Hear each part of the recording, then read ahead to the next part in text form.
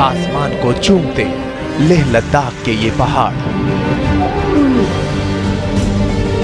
और पहाड़ जैसी चुनौतियों से जूझते यहाँ के लोग। कैसी है इनकी जिंदगी, इनके सपने, इनके संघर्ष। ऊंचे पहाड़, विशाल झीलें और साफ सपाट नदियां, ये दिलकश नजारे शायद ही कहीं और देखने को मिलें, पर यहाँ रहने वालों के लिए चुनौतियां भी पहाड़ जितनी ही बड़ी हैं।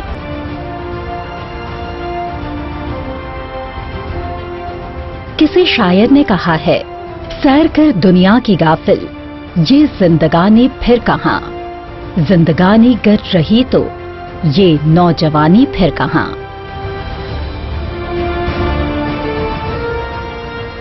सैर करने के लिए दुनिया की सबसे बेहतरीन जगहों में से एक है लेह लद्दाख।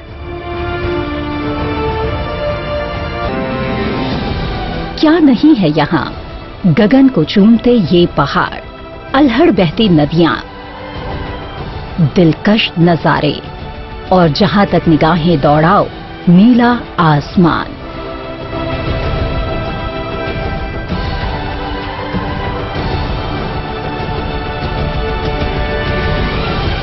पर हम एक और तरह की सैर की भी बात कर रहे हैं, उस चुनौती भरी सैर की जिसे लेह लद्दाख के निवासी सदियों से झेल रहे हैं।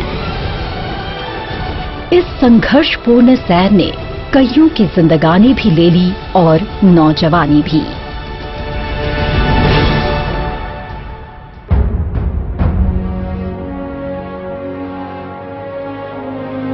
दुनिया के सबसे ऊंचे दर्रों में से एक है चांगला पास।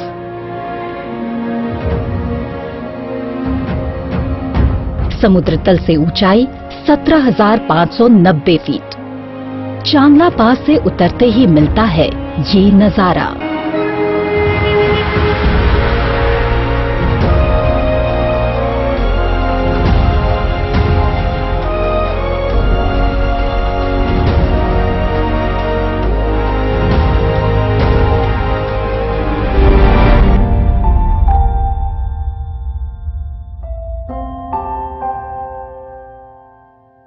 अचानक हुई सितंबर की बर्फबारी ने मानो सबको जकड़ लिया है।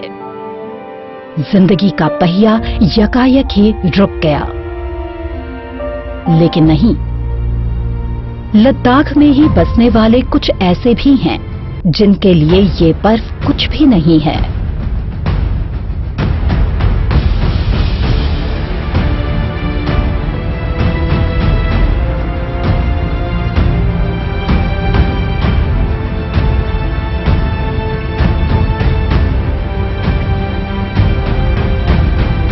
ये है लद्दाख के खाना बदोश, जो लगभग पूरे साल ही इन जानवरों के साथ एक जगह से दूसरी जगह घूमते रहते हैं। इनकी जिंदगी में सबसे अहम चीज है इनके याक।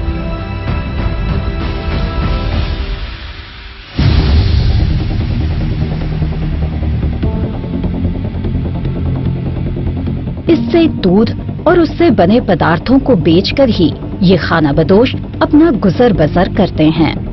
हर साल कम से कम 10 महीने ये लद्दाख के एक कोने से दूसरे कोने तक घूमते रहते हैं।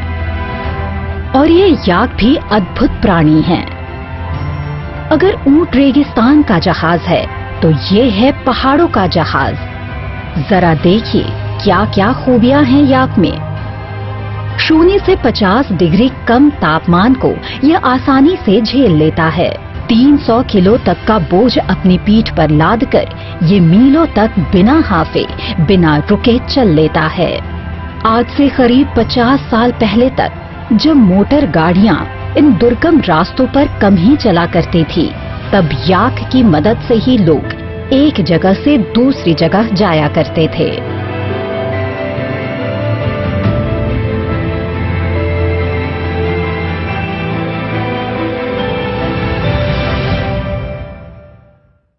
ये सिलसिला आज भी बदस्तूर जारी है, सेरिंग मुतुब जैसे खाना बदोशों के लिए। सेरिंग की तरह ही करीब 20,000 ऐसे घुमंतर आज भी लद्दाख की ऊंचाइयों में अपना जीवन जी रहे हैं, एक चारागाह से दूसरे चारागाह की तरफ सफर करते हुए। 65 वर्षीय सेरिंग मुतुब मुस्कुराकर बताते हैं कि वो 15 साल की उम्र से ही इस सफर में हैं।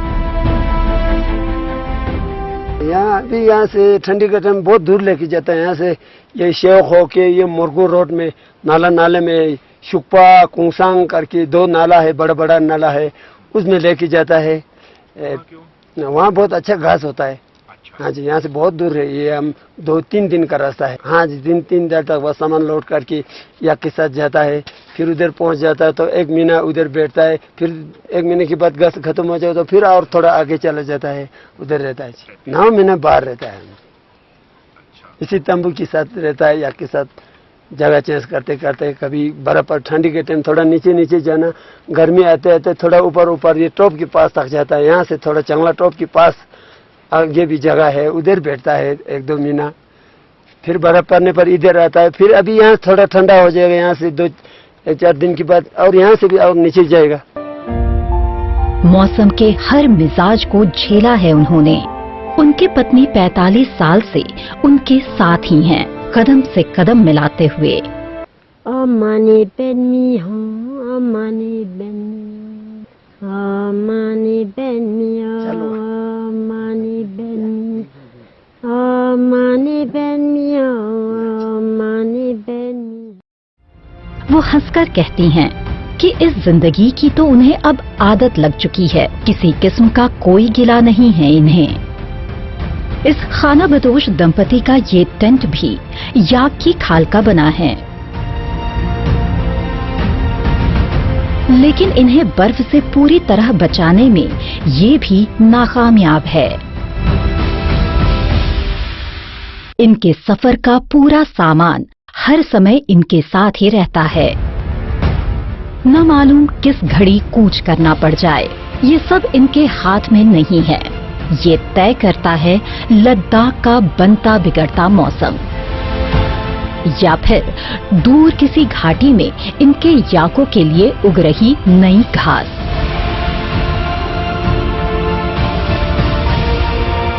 सेरिंग मुतुब कुछ इस तरह से अपनी जिंदगी का हवाला देते हैं।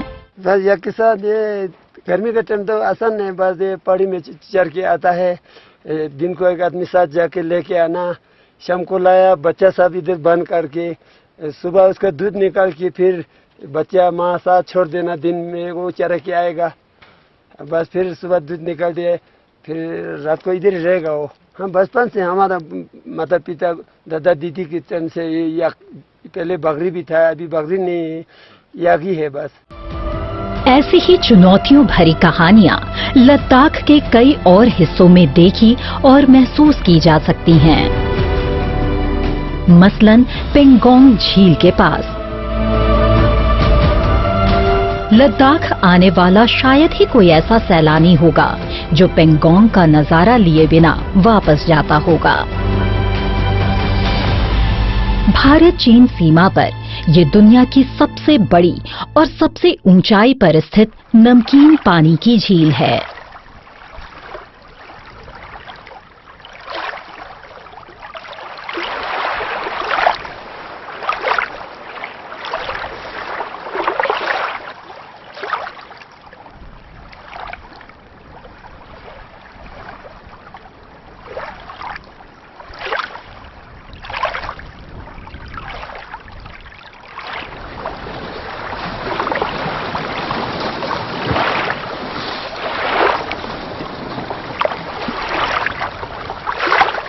पेंगोंग झील से कुछ किलोमीटर पहले ही इस विशाल घाटी के एक कोने में बैठी हैं चिंगलमसर जाम्पा।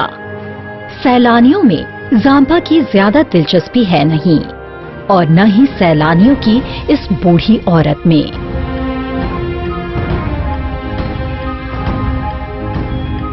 इस समय जाम्पा अपने लिए चाय बना रही हैं। तापमान 0 के आसपास ही है। काफी मशक्कत करनी पड़ रही है इन्हें आग जलाने में। मैली पड़ चुकी पोटली में कुछ खाना भी है, शायद चावल के कुछ दाने। जांपा के साथ हैं 125 के करीब बकरियां और भेड़ें। इन्हीं की ये रखवाली कर रही हैं पिछले 50 साल से। एक घाटी से दूसरी घाटी और फिर तीसरी। जहां जहां बकरियों और भेड़ों के लिए चारा है, वहां जांपा का पहुंचना जरूरी है।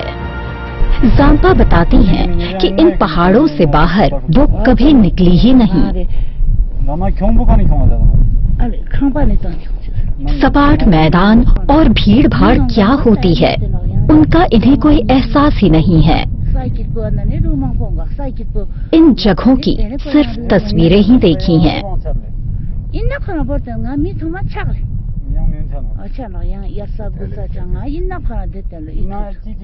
और लो चल पड़ी चिंगलमसर जांपा एक नए पड़ाव की तरफ।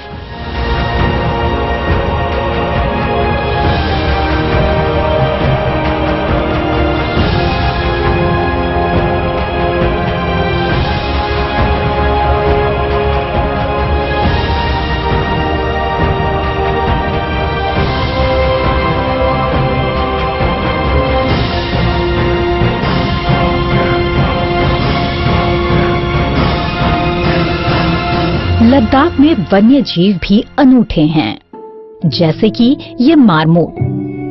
भारत में ये सिर्फ लद्दाख जैसे ऊंचाई वाले इलाकों में ही मिलते हैं।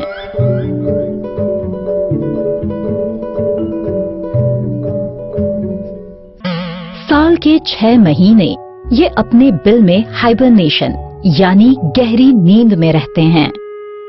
इस समय ये बाहर निकले हैं थोड़ी चहलकदमी करने।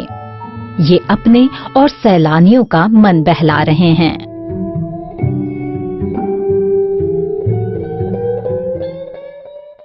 लद्दाख के पोटली में कितनी हैरतअंगेज चीजें हैं, ये यहाँ आकर ही पता चलता है। अब इस नुब्रा घाटी को ही लीजिए।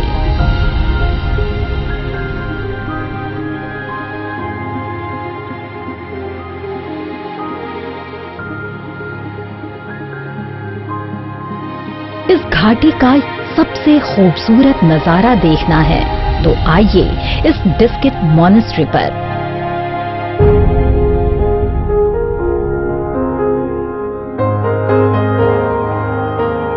नहीं, ये नहीं, ये तो है ही।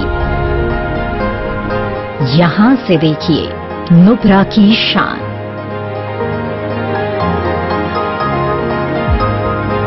पर हम तो साथ ही बात कर रहे हैं चुनौती की। प्रकृति के साथ दिन रात के संघर्ष की, जिसमें लद्दाख के लोग उलझे रहते हैं। नुब्रा में शायद ऐसा नहीं है, लेकिन यहाँ पहुँचने से मात्र 15 किलोमीटर पहले मिलता है ये खारदुंग गांव। यहाँ एक दूसरी ही असलियत देखने को मिलती है। ऊंचे पहाड़ों की तलहटी में बसा खारदुंग गांव मात्र 100 घरों का गांव, और गांव में बेतहाशा काम करते ये लोग। जल्दी में है ये सब, क्योंकि कुछ ही हफ्तों में पूरा खारदुंग बर्फ की चादर से ढक जाएगा। पूरे 7 महीनों तक यहाँ बर्फ का साम्राज्य रहेगा। किसी किस्म की कोई खेती नहीं हो पाएगी। घास का एक दिन का भी नजर नहीं आएगा यहाँ। इसलिए अभी जितना कुछ है उसी को समेटने में लगे हैं खारदुंग गांव के निवासी। खारदुंग गांव के लोग चुनौतियों से कैसे जूझते हैं, ये बताती हैं यहीं की स्पालजेस डोलमा। स्पालजेस डोलमा को हल्के में आंकना बड़ी भूल होगी।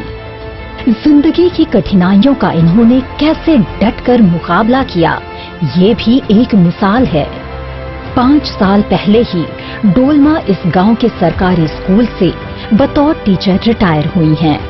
इनके 5 बच्चों में से एक बेटी भारतीय कृषि अनुसंधान परिषद में वैज्ञानिक है, दूसरी बेटी चंडीगढ़ से इतिहास ऑनर्स कर रही है और एक बेटा गृह मंत्रालय में सेवारत है। अगर खारदुंग चुनौतियों से जूझ रहा है तो लद्दाख के दूसरे इलाके भी कम प्रभावित नहीं हैं। हाँ, यहाँ दिक्कतें कुछ अलग किस्म की हो सकती हैं। खारदुंग से करीब 150 किलोमीटर दूर लेह कारगिल मार्ग के लगभग बीच में मिलता है ये बेहद मनमोहक नजारा।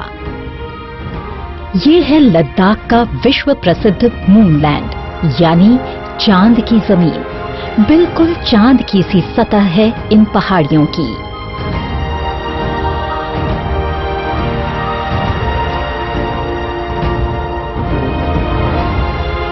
यहीं मौजूद है 1000 साल पुराना लामा युरू मठ और पास ही से गुजरती सिंधु नदी, मानो सोने पर सुहागा।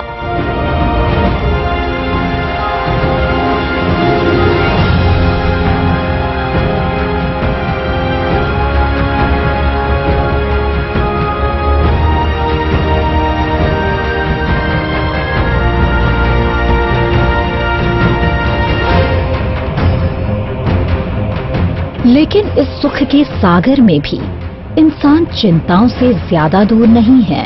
11,300 फीट की ऊंचाई पर लामा युरू के पास बसे इस गांव में काफी चहलकदमी है।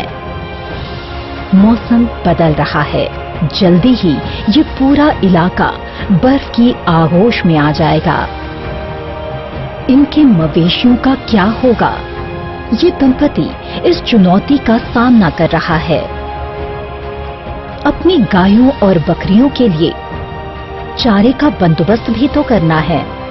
सिर्फ कुछ दिनों के लिए नहीं, बल्कि पूरे 7 महीनों के लिए।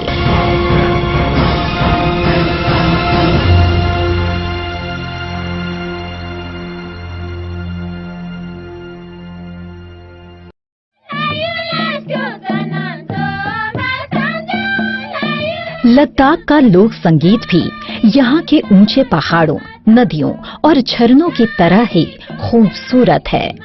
यहाँ की चुनौतियों का मुकाबला करने में ये भी उनकी मदद करता है।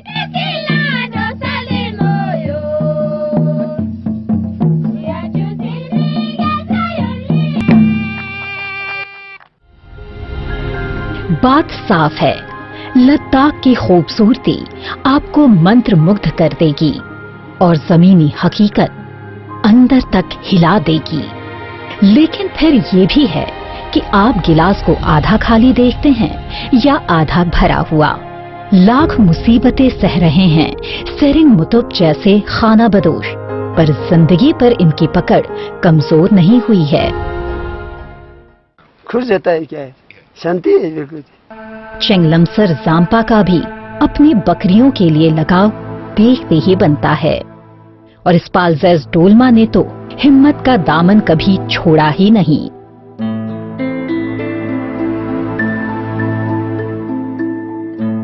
डोलमा अपने परिवार के साथ खुश हैं। उनके पोते पोतियां भी उनके साथ हैं। डोलमा मानती हैं कि अपना भविष्य ये बच्चे खुद ही तय करेंगे, न कि हड्डियों को झकझोर देने वाली 7 महीने की ठंड। और ये संभव होगा इनकी पढ़ाई और पक्के इरादों से।